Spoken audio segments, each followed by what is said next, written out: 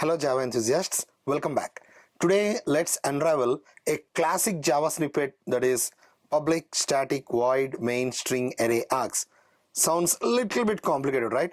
Don't worry, I'm here to make it super simple. In Java, this line is like a VIP pass to our programming. See, it's the first thing Java looks for whenever our program is running. Okay, let's break down it into simple English. Let's start with public. See guys, it's a access modifier which allows the class to access from anywhere. It means our main method will be visible to all the classes. Second, static. Yes, it's a keyword which is mainly used for memory management. And yes, this keyword helps our main method to run without creating any objects. Third, void. It's a keyword which we use if we don't want anything to return from a method.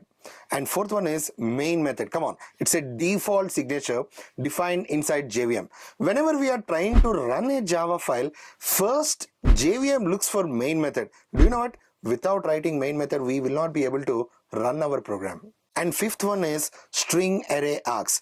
It is a command line argument of string type array. So next time when you see this public static void main string array args, just remember a simple point guys. It is a entry point for our code. If you found this helpful, don't forget to like, share and subscribe for more similar content. See you in the next episode guys, and happy coding.